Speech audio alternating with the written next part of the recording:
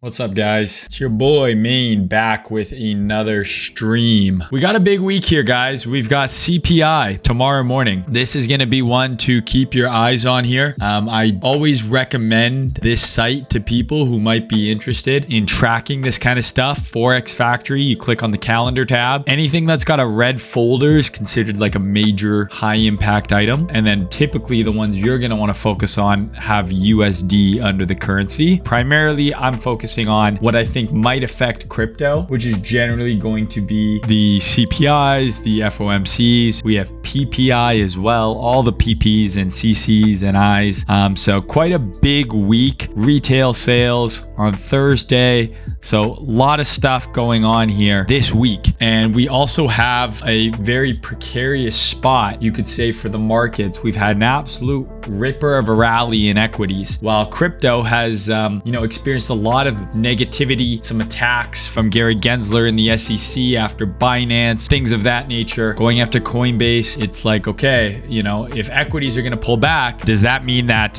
crypto is going to eat shit, or is crypto going to catch up? Is crypto predicting an equities dump? Who really knows? All I know is the correlation that we generally have had is not there right now, because stocks have been up only for a while now, and Bitcoin is, ever since it hit 31,500 or whatever the high was there, it's been down. That's a downtrend on the daily. So couple levels of interest. I think I've got a pretty straightforward plan. Now, we have a lot of stuff going on this week, so I would be very careful trading this week. There is very good chance that we get some fuckery. So, thin candles that spike each side of a range, moves that go up and then instantly retrace or dump and then get instantly bought back up. Wouldn't be surprised if we see quite a lot of that this week. I'm still going to lay out my trade plans, but whenever there's these high impact events, there's always just risk of things not moving how you might expect them to move. Back when I primarily traded Forex, anytime there was a red folder day dealing with a currency I was looking to trade, I just didn't trade. I find that PA becomes disassociated oftentimes on these high news driven days. So be careful if you're going to trade, right? But my plans are pretty straightforward. So real quick, shout out to the Prime XBT team. I've been rocking with Prime for a while now here. If you want to support me, the best way to do that, sign up to Prime using the link in the description, then input code MAIN50 for a 7% deposit bonus up to $100,000 max deposit. Deposit some money and start trading. You can trade Forex pairs, gold, silver. You can trade the S&P 500. So anytime I'm talking about some of those things and you're like, oh, I can't trade that natural gas I'm in a trade, you can trade that on Prime, all with crypto, no KYC. So if you want to support me, that is the best way to do it. Okay, so my primary plan here is very simple. So I'm going to start with kind of some top-down analysis here, and then we'll get into my kind of game plan for this week. Monthly chart here. We've had what we thought, or what a lot of us I think assume, was the bottoming range. Here's FTX. We're right back in the range. Trade to the other side, break out of the range. It is not crazy to come down and retest this range level. There's the confluence here of a monthly bullish order block here, along with this previous kind of range high. So this area, absolutely 25 down to, the low 20s, 21, 22, is an area that we can retest and still maintain bullish market structure, right? If we have a higher low here, potentially a continuation of this rally. That is definitely possible, right? We can come in and we can absolutely do that. And that's kind of what I see is potentially happening here on the monthly. What we do not want to see, and I'll go down to the weekly for this, right? What we don't want to see is us break back inside the range. So we had our big range. There's your deviation with FTX, top of the range, higher low, higher high. So for this weekly trend to stay intact, we're going to want to see a higher low form, right? And where does the fibs line up? Right in that same area on the monthly I was talking about, 22 to, kind of 24, 25. You also have that weekly breaker I've been talking about for ages in this same area, and we just came shy of running it there. So there's a lot of potential support here. Now, anything can happen. We don't know if price will hold here, but this is absolutely an area where I am interested in potentially buying the dip if we get some sort of signal that there's bulls here, right? And what is that signal? I want to see lows get taken and highs get broken, right? I want to see lows get taken and then highs broken that take those lows. That tells me that there's accumulation going on, right? As opposed to the opposite, if price is taking out highs and then breaking down, right? Taking out highs and then breaking down, to me that is a hint that it's distribution as opposed to accumulation. So you want to see this at resistance and you want to see this kind of shit, you know, at support. And that's how my entire trade strategy works. As you guys know, I'm looking for that, you know, and then I'm using the different time frames to kind of dial in the entry. So the weekly, tons of potential areas of support here. Couple things we need to be aware of on the weekly, right? This was our low and this was our high on the weekly, right? Because this is a swing low that created a new swing high. So as you can see here, right, we closed below this low last week. So it's a bit of mixed signals because we have a bullish SFP here on the weekly, but technically we have a weekly market structure break to the downside. So typically, right, I'm going to focus on market structure over just SFPs, because if you have an SFP in a downtrend, a bullish SFP, it's not always going to give you the reaction you want. This is an SFP, whereas in a downtrend, bearish SFP, you get the big reaction. In an uptrend, bullish SFP, big reaction. So as much as there's a bullish SFP here, the market structure is bearish in my opinion. So while we might bounce, remember we had a bullish SFP here. We got a little bit of a bounce, but it was just a lower high and now lower. So my entire kind of plan going into this week hinges off of effectively, we've got a weekly bearish order block here. And if we close below here, that's going to be quite bearish. But for now, this up candle caused us to close below this low. So this is a weekly bearish order block. So just like here, weekly bearish order block, traded up into it, sold off.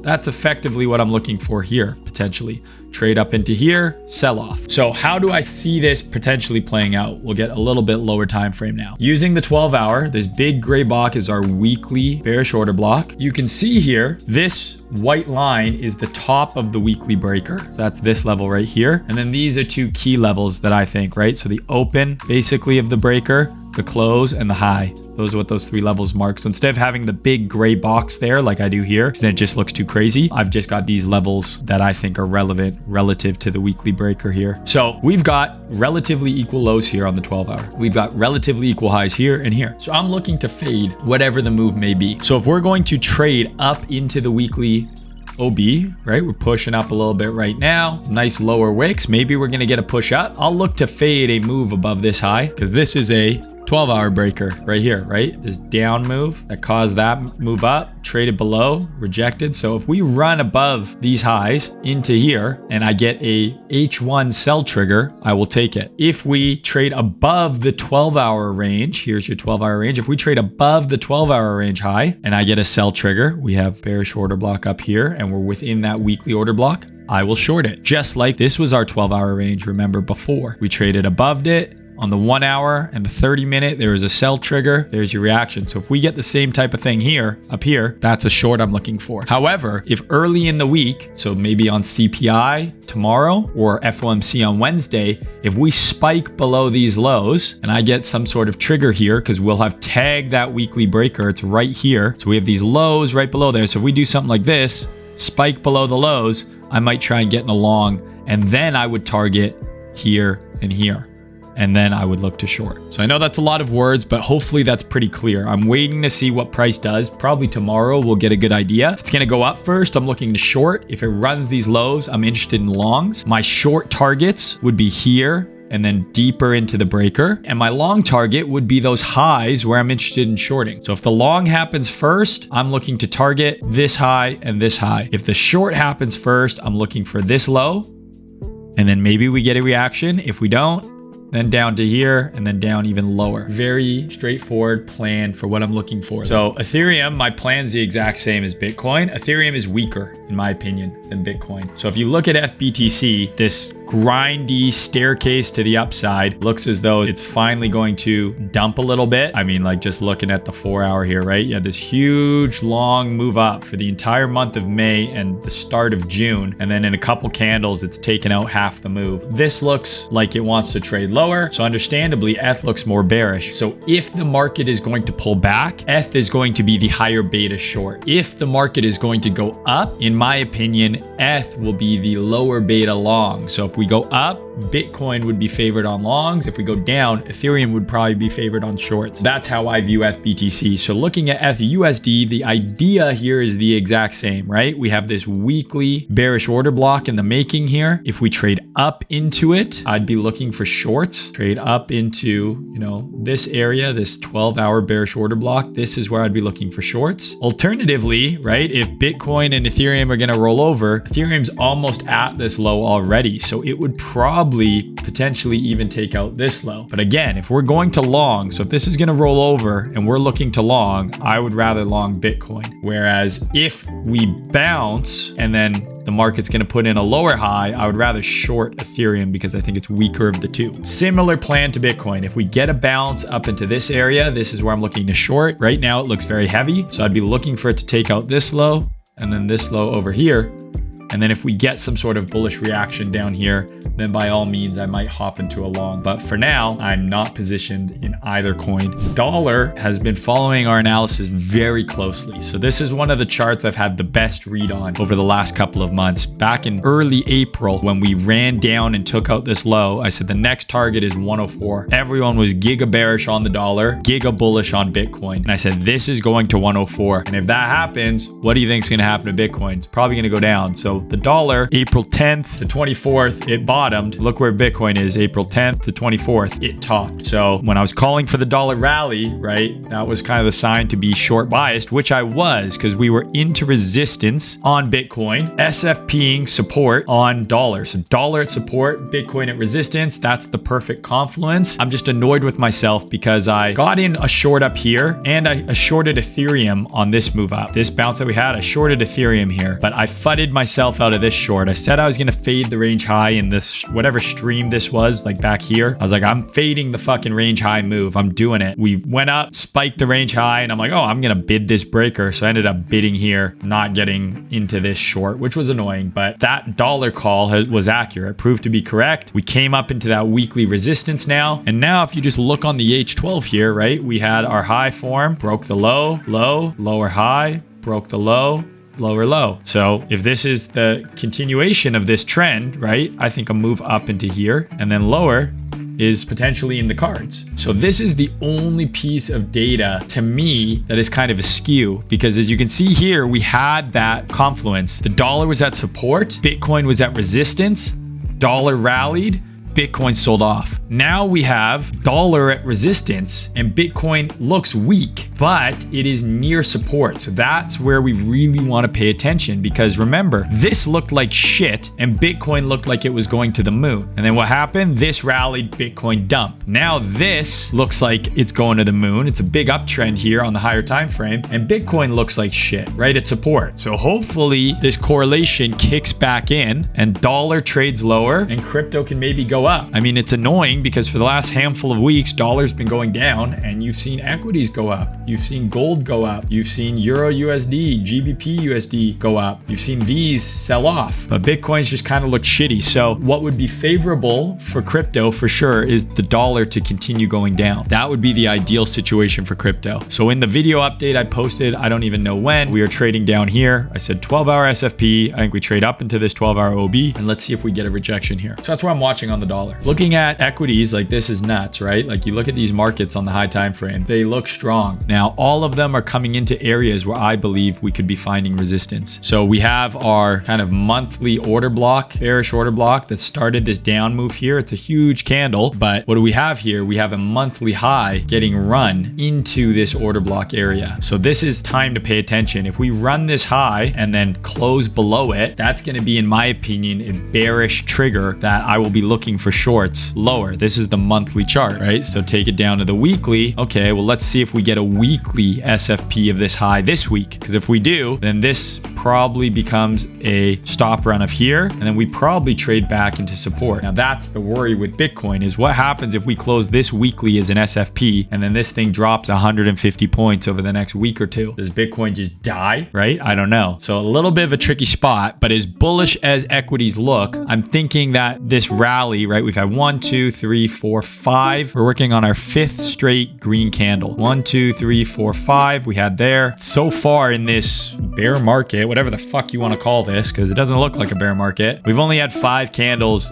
in the same direction once, and then after that we had a period of sideways and consolidation. 1, 2, 3, 4, 5 sideways, a little bit down, right? So 5 green weeklies in a row is not super common. So I wouldn't be surprised if maybe this closes as green or it's an SFP of this high. And if that's the case, then I think this comes back into support at 4,200 and then we wait and see. So gotta wonder what will happen to crypto if that's the case. Like if equities are going to trade back down 150 points, like I don't see how Bitcoin doesn't trade back down to like below this low. This is a low that's really interesting to me on Bitcoin, right? So you have your weekly breaker. We have this, just this little itty bitty low here. So this is an area, if we are going to trade deep into this zone, this is an area that I'm watching this low to get run for sure. But yeah, that's what I'm kind of looking at on SPX right now. It's just, okay, we're running above this high right now. Let's see how this weekly candle closes. Because if it's a fake out of this high, we might be looking to fade this. Looking at the Dow Jones, you know, very similar. Looks quite bullish. Big weekly SFP here. Clearly, we're coming into a key area here on the upside. We have a monthly high right here and another monthly high here. So definitely a little bit higher possible, but then, you know, definitely some resistance. Monthly bearish order block here. NQ looks insane, right? Like where do you even look here? Here, see how it does with that high. But again, 1, 2, 3, 4, 3 of which were huge green candles. We are coming into resistance though. So definitely an area to pay attention. All these markets in a very, very interesting spot. Now gold, right? We got to see, I think what the dollar does. If it's going to continue down, perhaps gold goes up more, but kind of high time frame, gold's looking a little tired, right? We've SFP'd this high. Here's your breaker. We're retesting this. This is a weekly. We had an MSB here on the weekly as well. And this is again where I'm a little bit, not everything is aligned because, you know, this looks kind of toppy, but dollar looks kind of weak. Equities look kind of toppy. Bitcoin is, you know, right at support. So the usual correlations that I'm used to aren't super strong right now. And that's going to happen. There's periods where the correlation is high and there's period where it's not. There's an indicator. You can look up this thing. It's called the correlation coefficient. So we can look at the dollar. And so you can see periods where the correlation is strong, right? This would be a positive correlation and this would be a negative correlation, right? Or an inverse correlation. So it's not always going to be the same way, right? It's not always going to be the exact same where the correlation is constant. I do find that the correlation works better with your kind of traditional stuff. So the dollar and Forex, the dollar and gold, right? The dollar and oil rather than the dollar and Bitcoin. It does work with the dollar and Bitcoin. And I've shown this and proven this hundreds and hundreds and hundreds of times. I just did it earlier saying, where was Bitcoin in April, right? Versus the dollar. So dollar was bottoming and you can see the cursor over on the left side while Bitcoin was topping. So that correlation is valid, right? Look where the dollar topped here in October and look where Bitcoin was, right? Bitcoin bottomed, right? Was the dollar started to break down, Bitcoin started going up. Same thing way back here, right? Dollar starts a huge rally, Bitcoin corrects 50%. But here, for example, both the dollar and Bitcoin are going up in this time period. So there's going to be periods where that correlation isn't always that inverse 1-to-1. Yeah, you guys saw that little dust up that happened, that little Dostoevsky there. I'm not trying to get into some argument with a bunch of random dudes over some fucking bullshit, I'm sure, but I am in the business of protecting my fucking $12 beers. So that's what you saw me do. I slid in there, I grabbed the booze, and I got out of the fucking way, and I let these idiots pretend to punch each other because I'm pretty sure not a single punch was landed by anybody. It was a whole bunch of this, bunch of skinny idiots with fake Gucci shirts on and shit. Is hilarious. Grow the beard, man. You don't think I would if I could? This is all I got, bro.